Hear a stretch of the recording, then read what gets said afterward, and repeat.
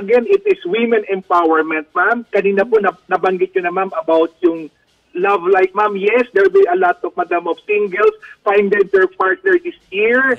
With marriage couple, madam, will find new love and a lot of travels, madam, po for 2025. Gusto namin yan. Yung mga biyahe. Pero kanina may nabanggit ka, Sir Norman, na by July, kailangan mag-ingat dun sa mga danger. What particular dangers po yung sinasabi ninyo? Ano yung para meron na kaming kahit general picture? Oh, okay, ma'am. So, ma'am, careful, ma'am, tayo sa accidents, madam, especially, ma'am, during mga travels, madam, and also, ma'am, related, ma'am, to politics po.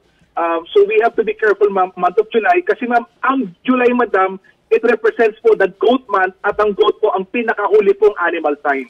SONA yan, ha? Paalala ko lang sa inyo. July. Oo nga. Kakatapos Yes, lang ma'am. din ang eleksyon. Yan na nga, sabihin ko sana na baka naman dapat, Sir Norman, Mayo pa lang, nag-iingat na tayo sa pagboto, no?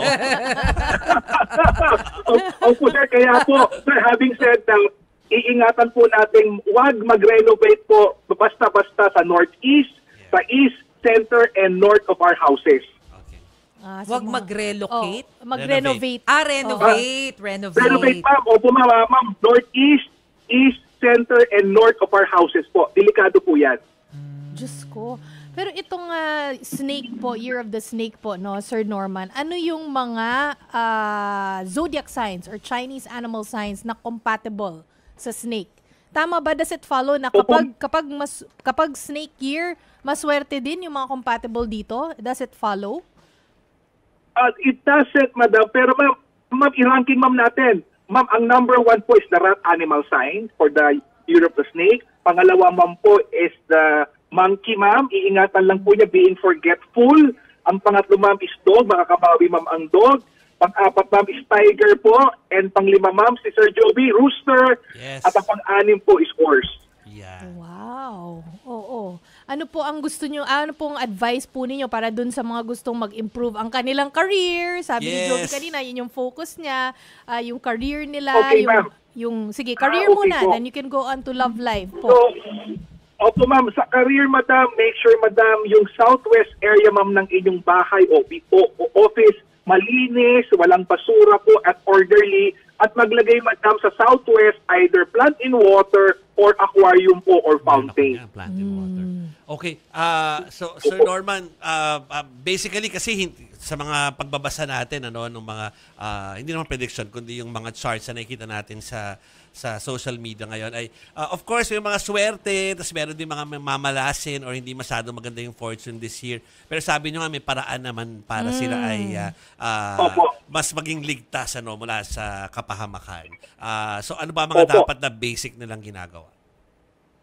Okay, ang mag-iingat po ng gusto po dyan is yung born po ng goat year. Ang goat po, kailangan po mag-travel din po. Travel po sa goat, ang kanyang recommended para po makaiwas po sa mga hindi magaganda.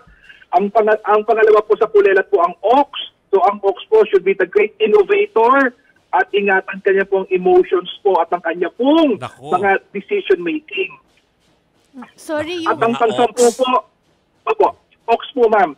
At ang pang-sampu po ay none other po yung flash po ng snake. Yan po naman ay ang pig o boar. Yan po, ang pang-sampu.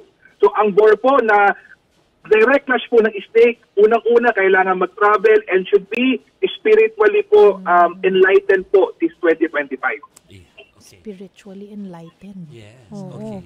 So ano naman po, so kanina nasagot nyo po kung anong gagawin dapat pag sa career ang gustong i-enhance. Paano pag gustong i-enhance yung love life tapos yung health naman? Yes. Opo. Sa love life po, ang pinakamaganda po dyan, hanapin nyo po through a compass po yung direction po at location ng west area. So yung po lubugan ng araw.